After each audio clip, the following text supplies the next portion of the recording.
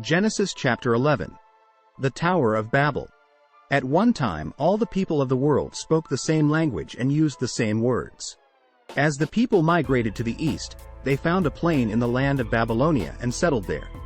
They began saying to each other, "Let's make bricks and harden them with fire." In this region bricks were used instead of stone, and tar was used for mortar.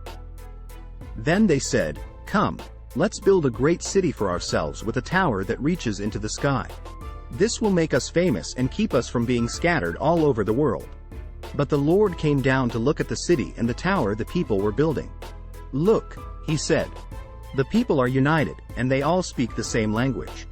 After this, nothing they set out to do will be impossible for them. Come, let's go down and confuse the people with different languages. Then they won't be able to understand each other." In that way, the Lord scattered them all over the world, and they stopped building the city. That is why the city was called Babel, because that is where the Lord confused the people with different languages. In this way he scattered them all over the world. The line of descent from Shem to Abram. This is the account of Shem's family. 2 years after the great flood, when Shem was 100 years old, he became the father of Arphaxad. After the birth of Arphaxad, Shem lived another 500 years and had other sons and daughters. When Arphaxad was 35 years old, he became the father of Shelah.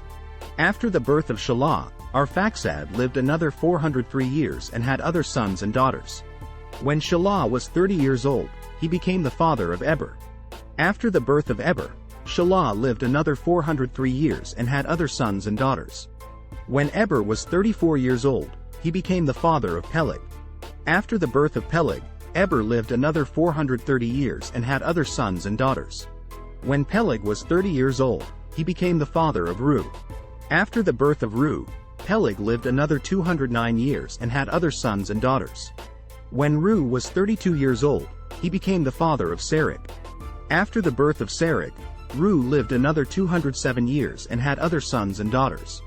When Serug was 30 years old, he became the father of Nahor. After the birth of Nahor, Serug lived another 200 years and had other sons and daughters. When Nahor was 29 years old, he became the father of Terah. After the birth of Terah, Nahor lived another 119 years and had other sons and daughters. After Terah was 70 years old, he became the father of Abram, Nahor, and Haran. The family of Terah. This is the account of Terah's family. Terah was the father of Abram, Nahor, and Haran was the father of Lot. But Haran died in Ur of the Chaldeans, the land of his birth, while his father, Terah, was still living. Meanwhile, Abram and Nahor both married. The name of Abram's wife was Sarai, and the name of Nahor's wife was Milcah. Milcah and her sister Iscah were daughters of Nahor's brother Haran. But Sarai was unable to become pregnant and had no children. One day Terah took his son Abram, his daughter-in-law Sarai, his son Abram's wife, and his grandson Lot, his son Haran's child, and moved away from Ur of the Chaldeans. He was headed for the land of Canaan, but they stopped at Haran and settled there. Terah lived for 205 years and died while still in Haran. Thanks for watching.